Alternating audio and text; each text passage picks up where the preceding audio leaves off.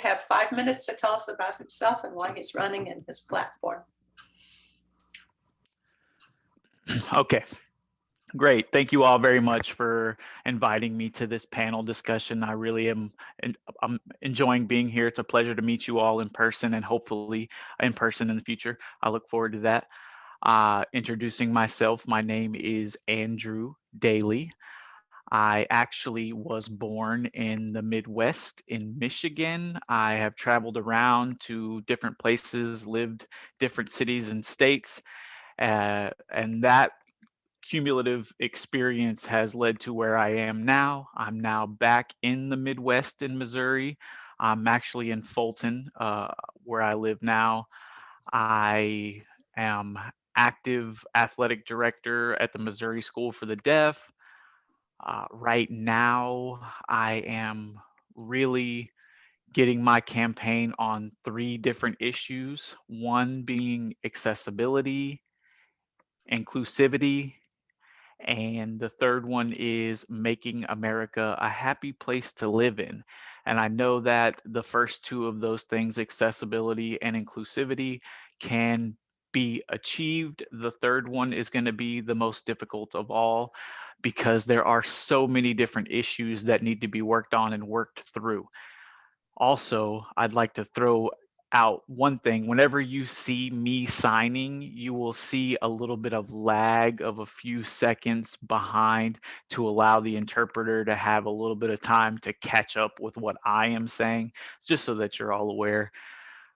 And those three topics that I want to work on, I'm really wanting to focus on one thing that has really impacted my own personal life big time, which is the education system. So you see me, I am a deaf person, I'm signing, I have an interpreter here along with me, and that is accessibility. The interpreter knows what it is that I'm trying to say, even though sometimes there may be some misspeaks from the interpreter because American Sign Language is a very abstract language and it's really hard to put it into words sometimes. I could sign something and it be very technical and word by word, but that's not really what American Sign Language is. So we have a lot of struggles with that, but I do trust that my good friend Joshua here, who's interpreting for us today, I invited him to come along with me, and I know that he will do a tremendous job for me today, and I really trust him completely. So thank you, Josh, for accompanying me. And back to the education system, as I said previously, I don't feel comfortable where our education is heading right now, and we really need to get our education system back to, I mean, there are so many things that need to be worked on. For example, there is a bill in Kansas that's called Lead K, and it is language. Let me see. I just want to make sure that I get this right. Language acuity acquisition for deaf kids. And the point of that is to give parents complete IEP, individual education program, that provides the parents options for where their deaf kids can go to school. And as it stands currently, only a few states allow those options and the option of the deaf school specifically to be listed on IEPs. There are certain states that do not allow deaf schools to be listed, and that's where you see the numbers of students in these deaf schools starting to dwindle and them closing as a result of that. And it could get to a point where we don't have deaf schools anymore. So I really want to expound on that and provide more educational programs to those deaf kids who have special needs and have those special needs for accessibility to education. And that way we can open up a more specific school for those kids who really need that unique way of learning. You can't just pile all kids into one school and expect all of them to, learn equally. It just doesn't work that way. And so hopefully you understand what I'm trying to say with that. And I will go ahead and close. Thank you very much. I think we have a technical accessibility issue that's been raised that we need to address, and I'm not quite sure how to do it, but those of you who are more familiar with Zoom, I think a lot of people were seeing the interpreter on their screen because he's making noise. You can And, see whomever you wish to see by going you. to the menu and hitting the pin on the person you want to see. Yeah, so if you hover your finger or your mouse over Andrew's picture when he's speaking, you can pin him, and then we'll see him. And then there should be a little thing up in my computer. It's in the upper left-hand corner. I can remove that pin when he finishes speaking, and then we'll see and hear someone else. Is that helpful to everyone? I can also set the focus for everyone, and I did that at first, but then somebody turned it off. So I'll try that next time. Oh, okay. Thank you, David. All right. Sorry about that, Andrew. We'll do better with the next round. All right. Our next candidate is John Carlin. So if you would take 5 minutes to share information about yourself and your campaign. Thank you.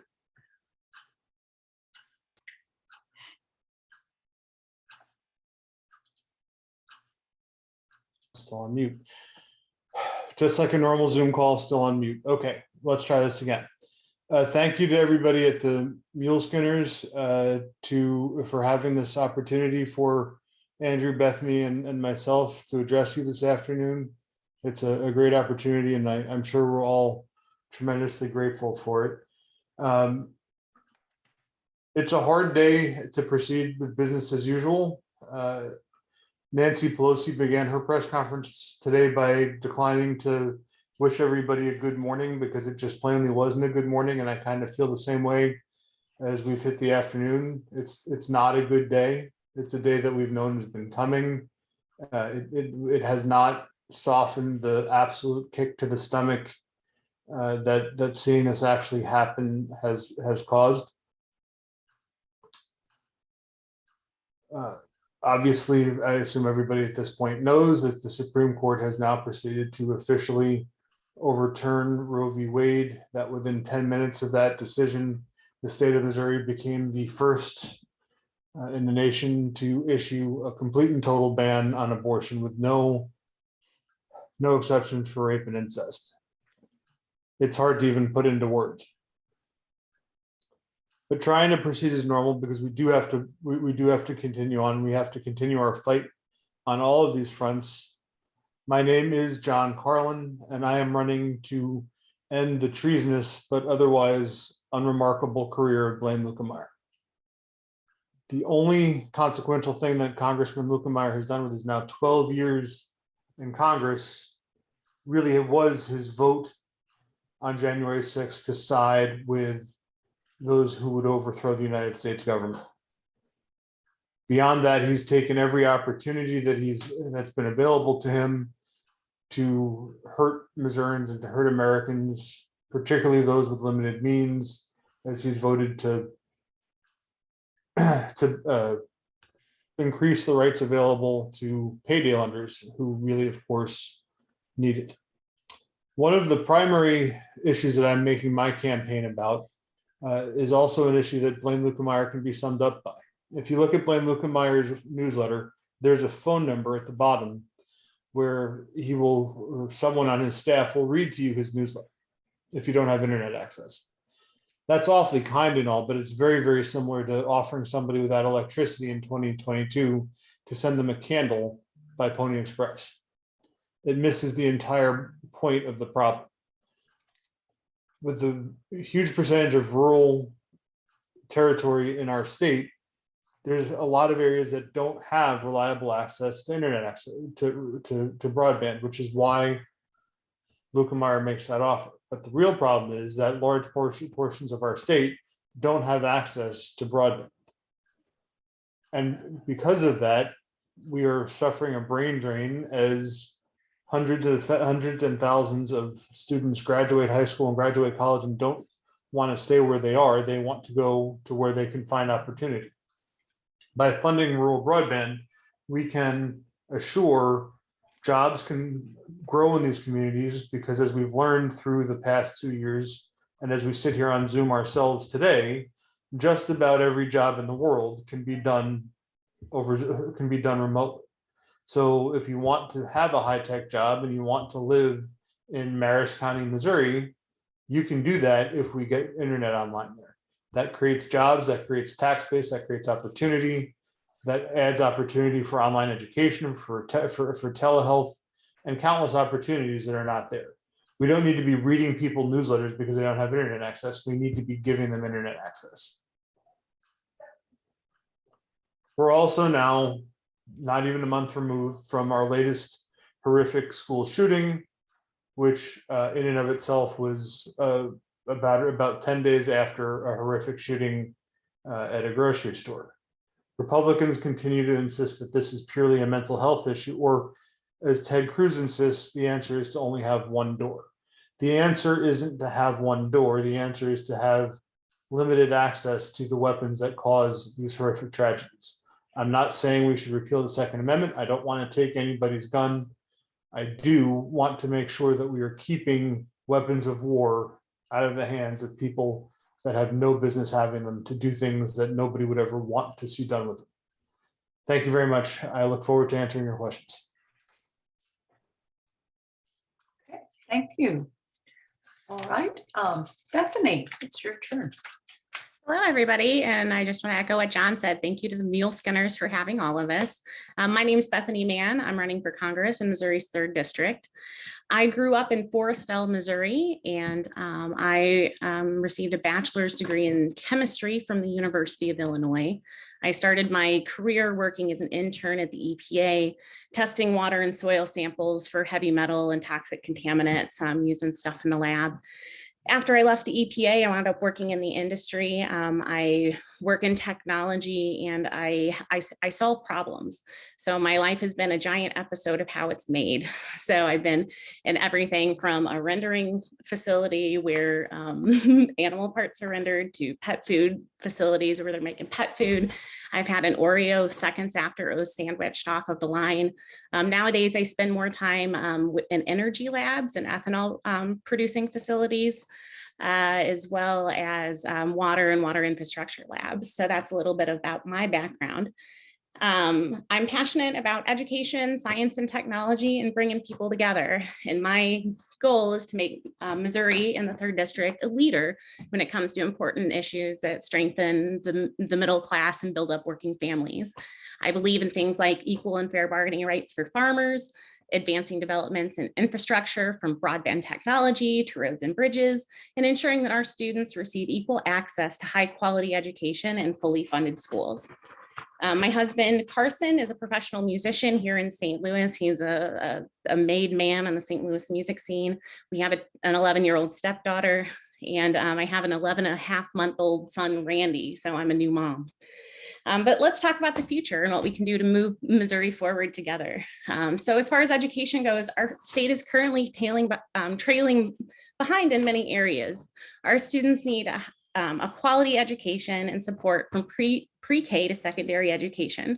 Our system is overwhelmed by lack of resources, but we have the resources to expand educational spending, but those in power reallocate funding to pet projects while leaving our students, those in power, or our educators and our system to fend for itself. It's time for full and equal funding for our educational system so that we ensure that every student has the best opportunity to succeed. Next, I want to talk about infrastructure. An investment in infrastructure is an investment in our future and our success. Across the state, we see failing bridges, roadways, waterways, and electrical grids. The federal government right now is investing billions in infrastructure, and we must fight for our fair share of that funding and invest in rural areas, not just in big cities and close surrounding areas. I get a little nervous, guys, so hang in there with me. Next, let's talk about healthcare. And first off, healthcare should not be restricted, whether your gender, your pronoun, where you live, or whether or not you have employment. Missourians deserve access to quality, affordable healthcare services to protect their physical and mental well-being and to have financial security. Missourians overwhelmingly voted for Medicaid expansion due to the failure of elected leaders to expand Medicaid. Rural hospitals all across Missouri have shuttered and significantly decreased available services. During the pandemic, thousands across the state have died from COVID complications and thousands more have been temporarily or permanently disabled. The mental health impact of COVID and the stress of the pandemic continue to affect nearly every community, from the teachers and the patient to the first responders, overwhelmed with short staff and unbelievably long hours and support. Next, I'd like to talk about the environment. I can talk about environmental issues. Being an environmental chemist, I can talk about those issues for a while. But we must take stake and recognize that environmental changes are having effects on our state, from our farmers to the economy. To be prosperous, we must realize how important clean air and water are and take steps to ensure we can prepare for increased weather events and move towards renewable energy options that would create jobs and new industries. So finally, let's talk about voting rights. Everyone who is eligible to vote should have the ability to register to vote, cast a ballot, and to have that ballot properly recorded. We must remove barriers and roadblocks in voting rights and in the ways that voters can vote. Polls, mail-in, and drop-box options should be expanded to ensure that each voter has an option and every voter's voice will be heard. We must pass the John Lewis Voting Rights Act, and we must stop gerrymandering. So thank you all for having me. I'm excited for your questions, and thank you so much also to the other candidates who are here. Thank you, John. Thank you, Andrew, for joining us.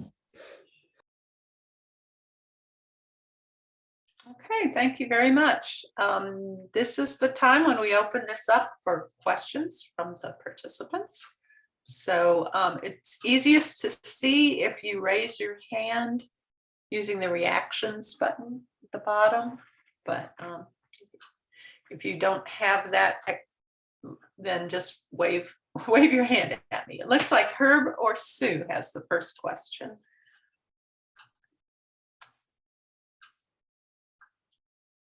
Herb, we can't hear you. You're muted. Sorry. Muting myself as a public service, actually. I want to thank you, all three of you, for offering yourself for this office. And I wish you success. And I hope you enjoy living and working in my hometown. One question I always like to ask of those who are offering themselves for the House of Representatives is, recognizing that freshmen have less choice than others, given an opportunity, what committees would you like to serve on? Okay, we're going to allow up to 2 minutes for answers. And this time we'll start with John, then Bethany, then Andrew. So John, fire away.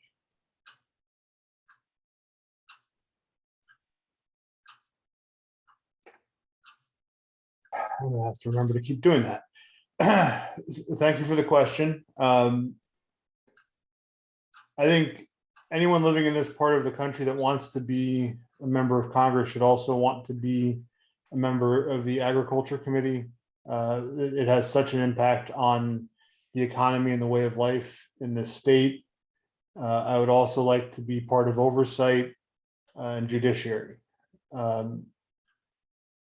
And also Ways and Means, which is obviously, no one gets to be on all three of those. But those are the ones that I feel I could bring the most to, because of my particular interest in rural broadband. Ways and Means would have some particular interest, and oversight as various administrations come through town. We would certainly want to be part of that. I apologize, I raised the wrong sign, so you do have some more time if you have anything to That's add. okay. It was a pretty direct question with a pretty direct answer, so I'm good. Okay, great. Thank you. Bethany, it's your turn next. Hello, everybody. As far as committees that I'd like to be a part of, I think with my background in agricultural science and technology, I think ag is a pretty, I could contribute to that as well. Science, space, and technology, that committee, that's one of the things that I'm passionate about. And also the Natural Resources Committee, protecting our environment and the natural resources of our state.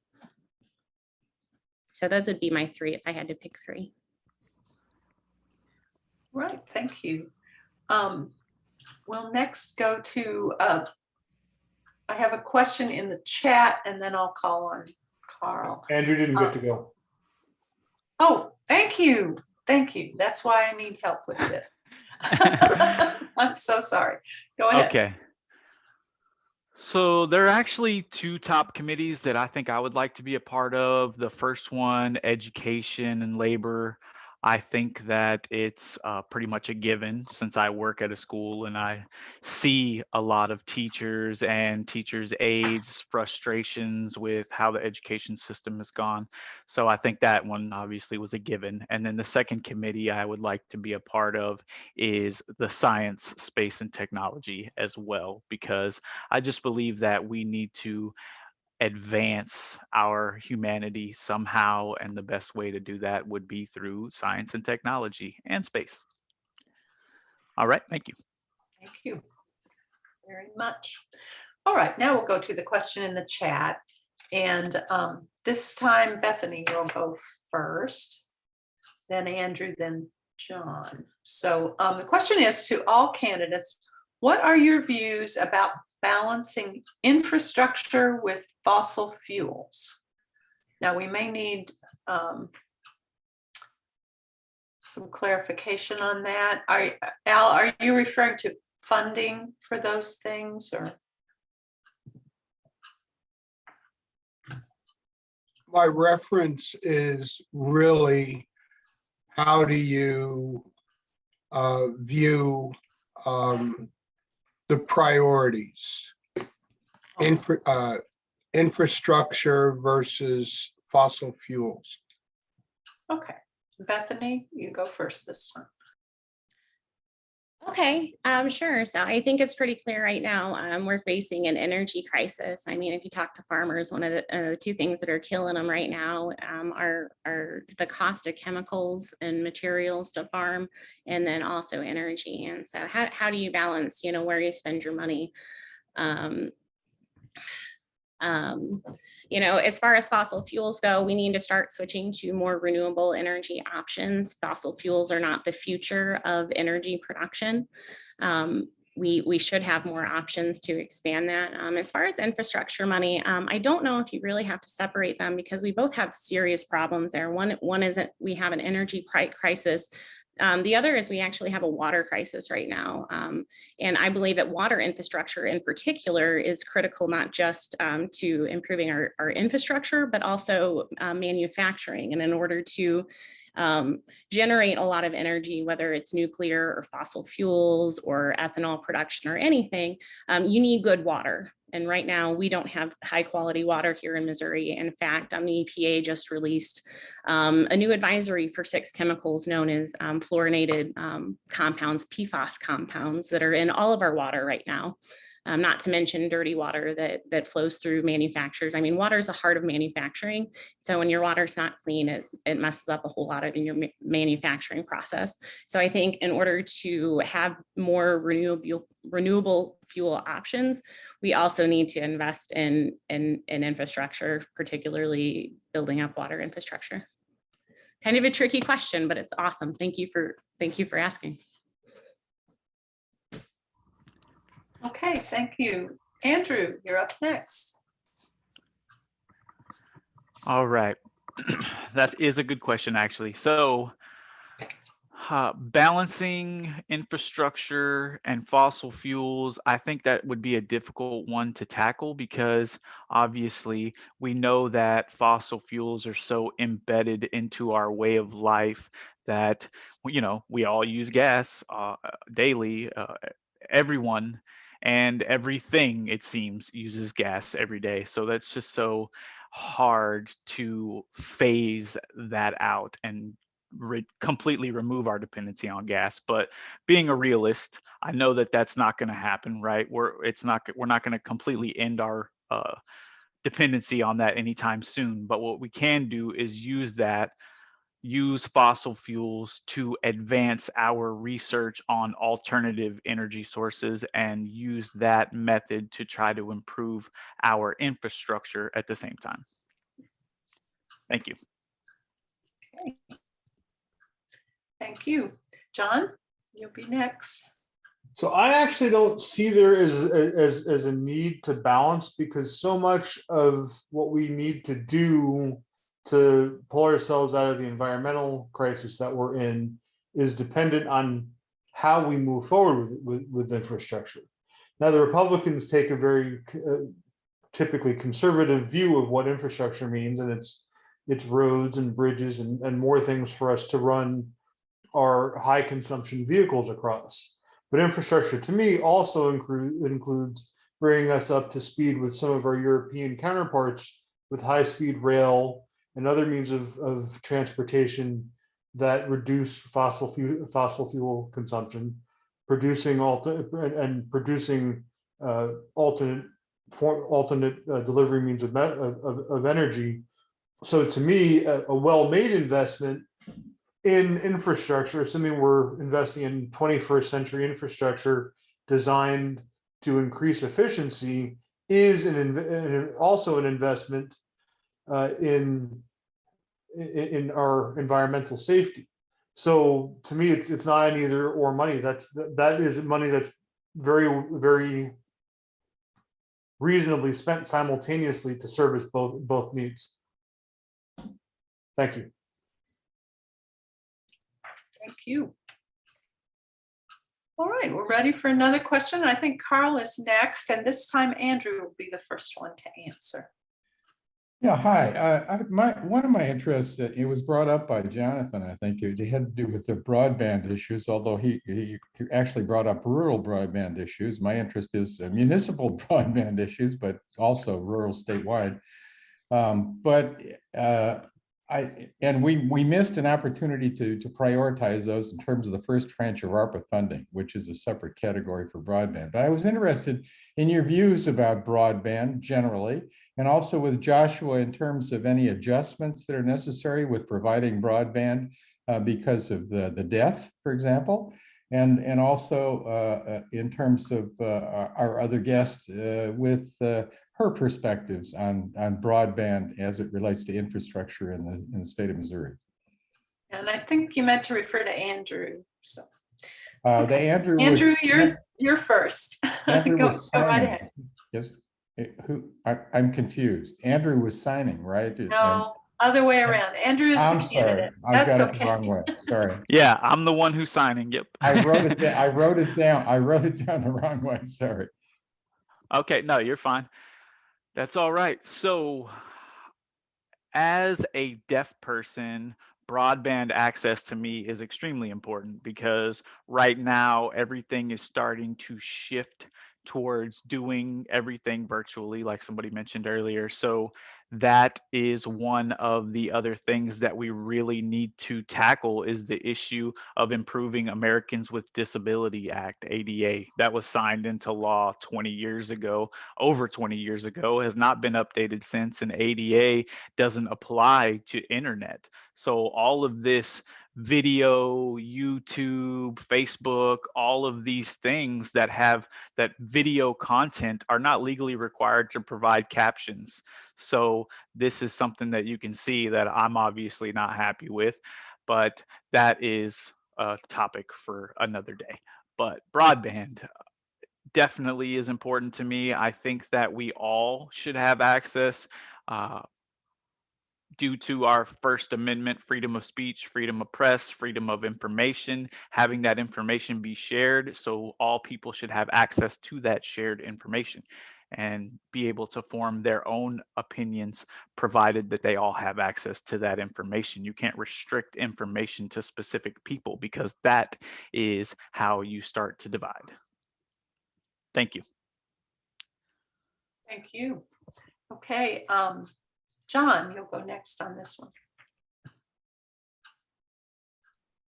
So I made the kind of joke in my intro about offering to read somebody a newsletter is like sending them a candle through Pony Express.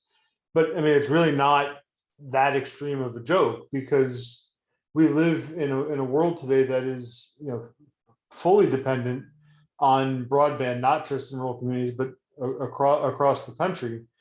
Prior to my engagement in elective office, and even currently, I work as a software developer, and I have worked as a software developer for a company 1,000 miles away for the past 15 years. And I've done that with some travel, but mostly from a spare bedroom in my house, because I was able to, because I live in a suburb that has 300 megabit quality internet connection at all times. I could not have done that job at the level that I've done it without the kind of access that I have.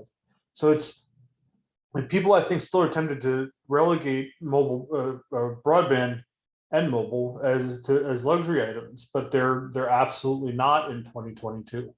They are as essential to the way we live, work, and do business as electricity, as again portrayed by the fact that we're having a candidate roundtable for a major election with all of us spread around. I believe I heard someone was in Montana. We could not have done this 20 years ago. And continuing the investment towards increasing access to this is increasing access to information. It's increasing access to employment, to education, to telehealth. And in a world where disinformation is so prevalent, we're opening up access to information and not letting an institution like, for example, Fox News control everything that people hear. Okay, thank you. Bethany? Hey, everybody. So as far as broadband goes, I think rural areas throughout the state, they require high quality broadband or high speed internet to keep up with technology advancements. And with the COVID pandemic, we saw education move from the classroom to the kitchen table, and many without access to reliable internet. Students weren't able to attend school. They're attending school from a McDonald's. Broadband also plays a really major role in advancing technology that can help farmers with crop advancements and production and technology and manufacturing. Because our technology infrastructure is so poor, it's difficult sometimes for big companies to make some of those technology adaptations that they need to stay competitive globally. Also, Andrew mentioned this, but people with disabilities need access to online medical services and technology to aid them in just everyday activities.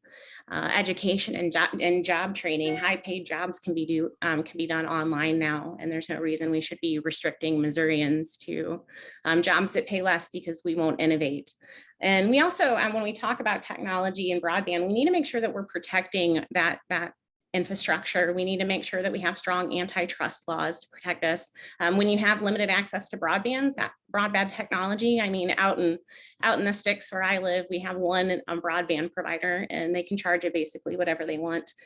We also need to protect our infrastructure from cyber criminals, and we need to strengthen consumer protection laws to prevent technology companies from profiting off of biometrics or our personal information. Technology companies should not be able to just bury the authorized sale of your data without your consent in small print or complicated terms. So we have a lot of work to do and a lot of things to keep in mind while we do it. Thank you. Thank you.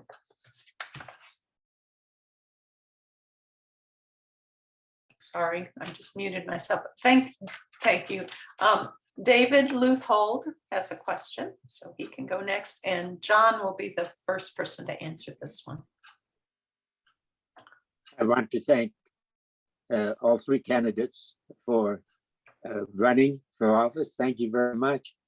Could you tell us a little? I'm quite new to the 3rd Congressional District myself. And could you tell us a little about the 3rd Congressional District and about your campaign activities and fundraising so far in this campaign? Thank you. Okay, John. That last part was about fundraising. Did I get that right? Yes. Would you tell us about the 3rd Congressional District and and your activities, your campaign activities and fundraising so far? Sure. The third district, I don't have exact statistics on this, has to be one of the physically largest districts in the country outside of a place like Wyoming that only has one for the whole state. It comprises all or part of 14 counties, ranging from part of St. Charles all the way out west to Monticello, I believe, just past Lake of the Ozarks. So driving across the district is about a 3.5 hour proposition. Obviously, there's huge diversity in there. It encompasses parts of St. Charles County, parts of half of Columbia, Jefferson City. So there's some bluish parts of it, but it also has places that are decidedly less blue, like the lake. As far as my activities, I have been to almost all of the counties. I have tried to speak in anywhere I could find an opportunity, including at the Columbia Democrats event a couple weekends ago or 3 weekends ago at the park. I was there also the next weekend for a Heartland Pod event. I had a fundraising event here where I live in O'Fallon last Friday night. Pretty much as soon as I get off this, I'm going to be going to a Starbucks sip-in in the first store in St. Charles County that's trying to unionize, then to a pro-choice rally in O'Fallon, and then out to Fulton for their street fair that's tonight and tomorrow. So it's a very active endeavor to try to campaign effectively across such a large territory. Thank you. Thank you. Bethany, you'll go next on this one. Everybody, that's a great question. So a little bit about Missouri's third district. I think it's filled with some of the hardest working Americans in the country. We saw that particularly with the pandemic, where people just rolled up their sleeves and went to work to provide for their families. It starts out at West Alton, which is just north of St. Louis. And it's about from one corner to another, it's about a 4.5 to 5 hour drive, depending on where you're going. So I consider myself a bit of a road warrior. I've been in all the corners of the district. Just late last week, I was out in Lake of the Ozarks and out in O'Fallon, and just within the next couple of days, I'll be in St. Charles. I'll see John for coffee there. I'll be out at O'Fallon later, and then I'll be out in Ashland and Jeff City for Pride just tomorrow. I've been doing some canvassing with St. Charles County Dems. I've met with the group over in Gasconade. I've met with all of the indivisible groups. I've been meeting with a lot of Democratic groups. However, my strength is really go in places where you wouldn't normally see a Democrat. And that's really what my strategy is to just talk with and engage with as many people as I can. As far as fundraising goes, it is difficult for those of us in down ballot races from the Senate, because a lot of donors are really just throwing money at Senate candidates, because that's a pretty solid strategy for advancing progressive goals. So that's left some of us congressional people who are upstarting their campaigns. I'm a working mom, and some days my days are work all day, work on the campaign, and then drive around and try to find my infant formula. So any kind of fundraising is helpful for me in my campaign. You can go to BethanyManForCongress.com to donate there. But yeah, we've got different fundraisers planned, but donations are always welcome. So thank you. Okay, thank you. And let's hear from Andrew now. Thanks. Okay, so I am pretty much the same as what Bethany and John have already explained for Region 3, where it's located, how broadly it's spread out, so I don't need to explain that. But as I campaign, and I have been posting vlogs, videos on my social media with captions that are accessible so that everybody is able to access my videos. I also have started fundraising. I have friends and family who have started donating to my campaign that really believe in me, and I really appreciate everybody's support there. As for going out to campaign and events, it's really been difficult for me because of work and not having a lot of free time. Not only that, accessibility for me is an issue when I get there, because once I ask for an interpreter, if there's going to be interpreters provided, most often I am told that they are not able to provide interpreters for me, which is a little odd because, I would think that the Democratic events would help with access, but myself as running for this and not getting accessibility is a little bit ironic from the Democratic Club, but that's just been my experience thus far. But thank you.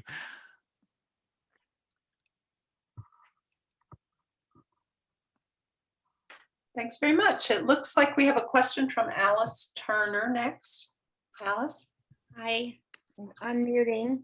I guess I know this is a tough issue. We're in Missouri, but I'd like to hear strategies for talking about gun sense issues to Missouri voters. We're a tough state to do that in, and we all know what happened on Friday. Pass some weakish laws and then strike down the New York law. So thank you. And thank you for running, all of you. Okay, this time we'll start with Bethany. So go ahead. Hey there. It is a tricky issue talking about guns, particularly in Missouri. A strategy is not to do away with the Second Amendment, but we have to do something. Gun violence is at a proportion that we must take action. And I think that the gun bill that was passed by the Senate is a nice start, but it doesn't touch assault rifles. It doesn't touch anything. Or it still has some ways to go. I think things like hunting and those are family activities that are passed on from father to son, and so we have to be respectful of those gun owners and recognize recognize the difference between that type of gun use and somebody who's able to get a high capacity weapon and kill a lot of people. Sorry. So how do you talk with gun owners? You talk about middle ground. You start where you agree, or and then you work your way to move the conversation. It's not an easy conversation to have, but it starts with talking to people who don't agree with us. That's about all I can really say about that. So thank you. Thank you. Andrew, you're up next on this one.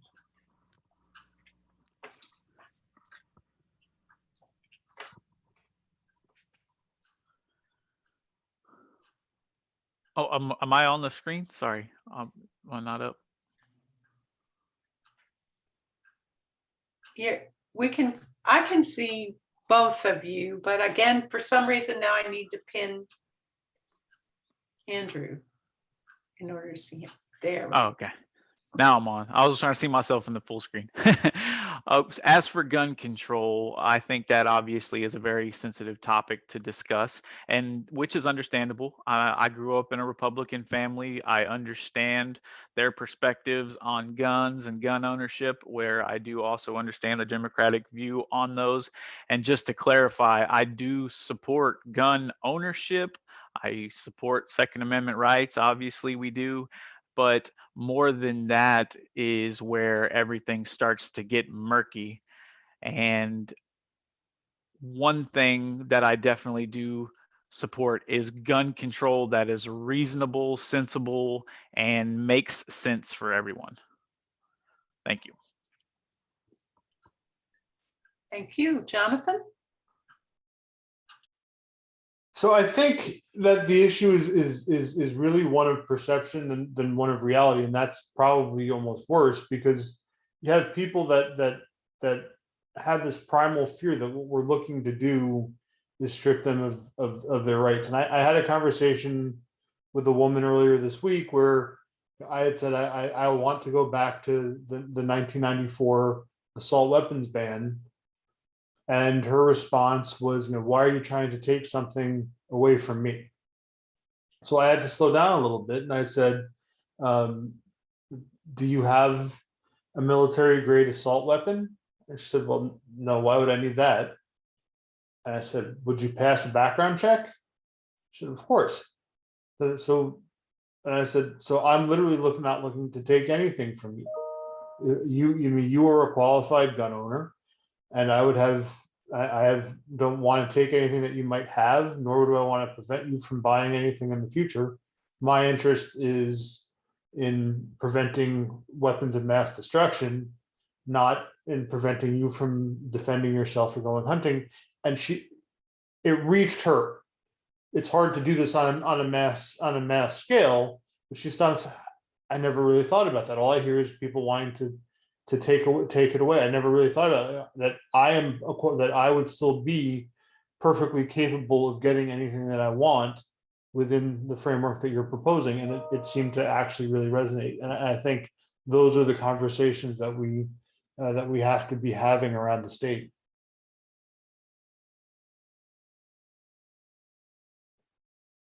Okay, thank you. I'm afraid, I see David Robinson has his hand up, but I'm afraid we're at 1:01. And if we're going to have time for the summary remarks by each candidate, I think we better cut off the questioning. I'm sorry, David. If you want to put your question in the chat, they may want to respond to it after. But okay, so let's go into the closing, for which each of you will again have 5 minutes. And we're back in alphabetical order this time. So Andrew, you will go first.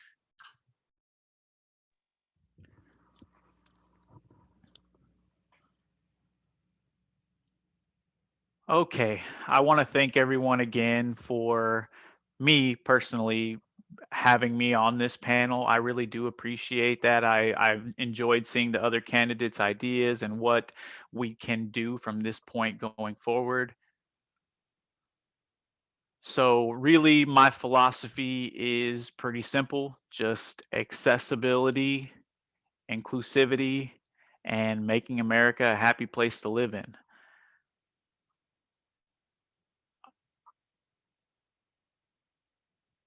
I did a lot of campaigning on my Facebook and Instagram. So if anybody wants to see videos on my page, you can see where I stand on some specific topics. Everything is there. And I don't see Bethany or John.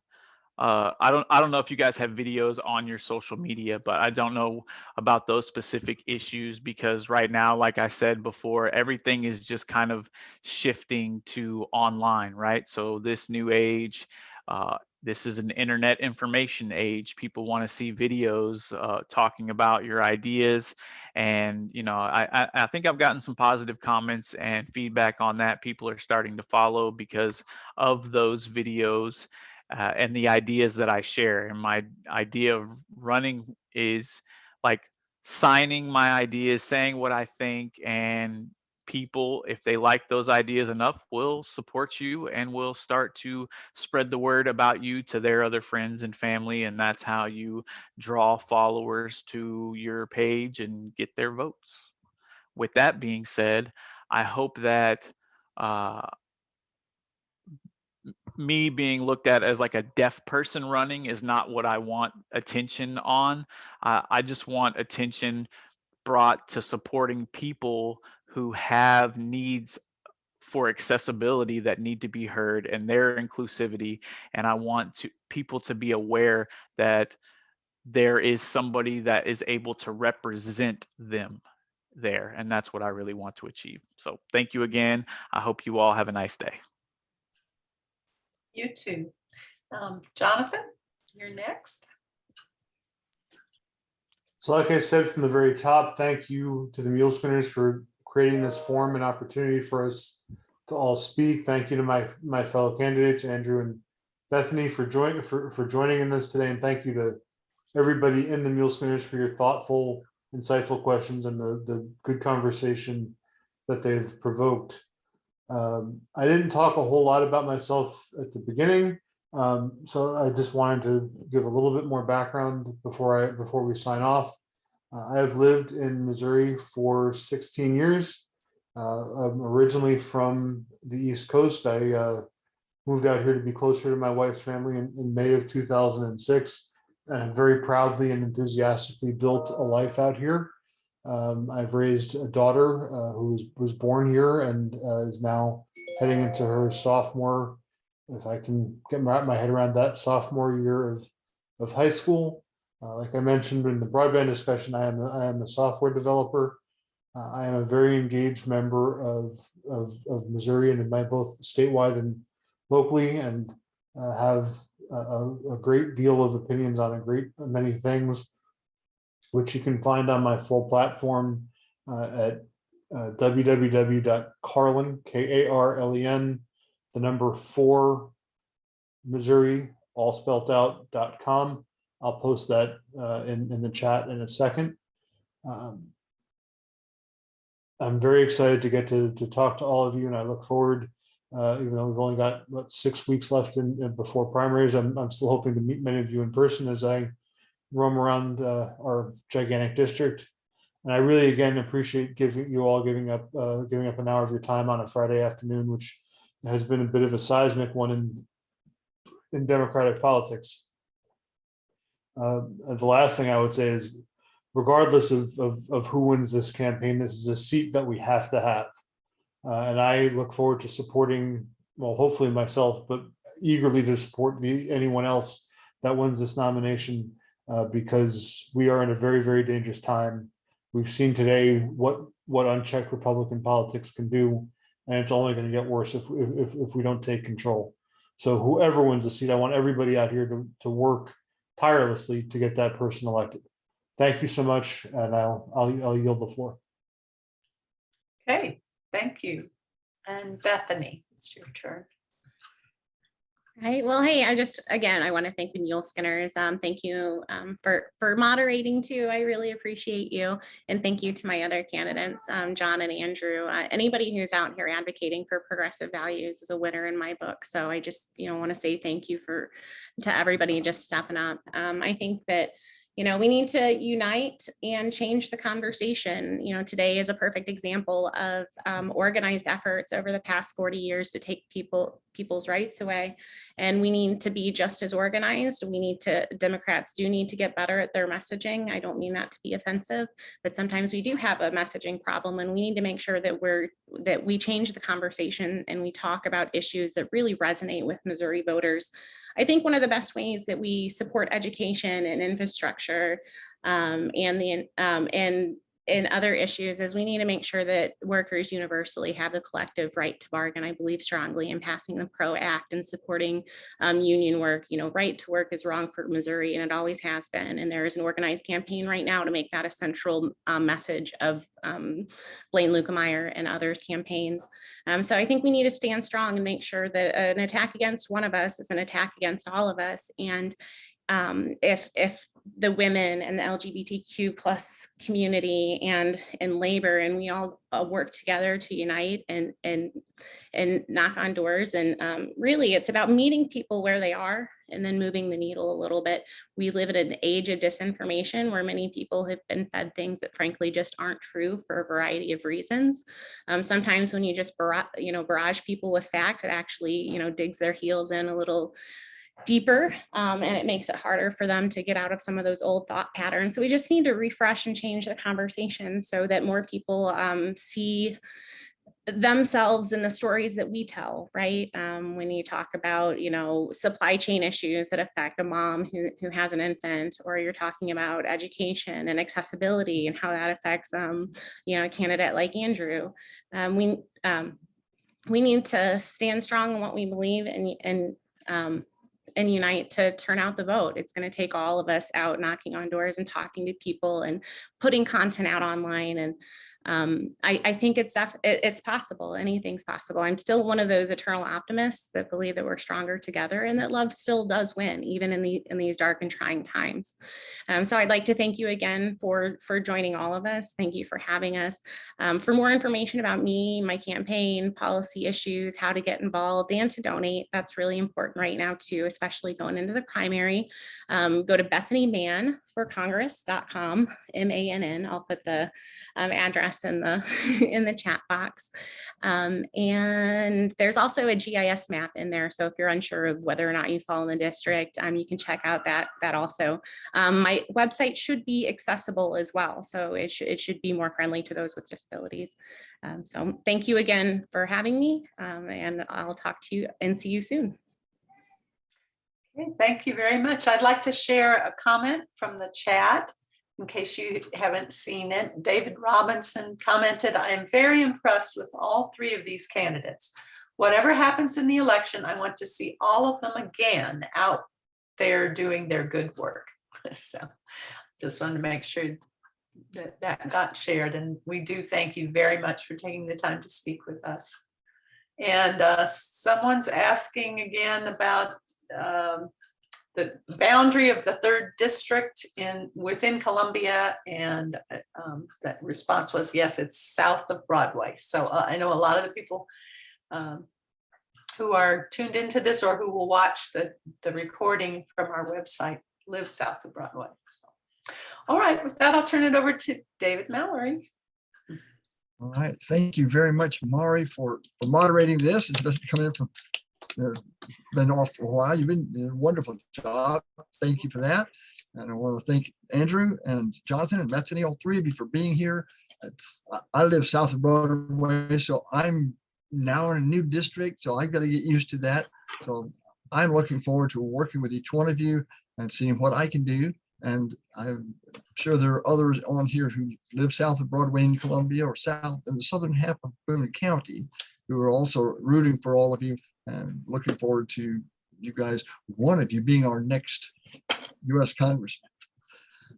Next week, as a reminder to everyone, we're not meeting. We'll take off for the Independence Day holiday, and the following week, come back here. Our programming vice president is still working on exactly who will be speaking, but I'm sure it will be exciting too. So thank you all. Appreciate everyone being here. And we'll see you in 2 weeks. David? Yes. Carl, just a point of privilege. I mean, I thank you for all the candidates as co-president. I appreciate you all being here.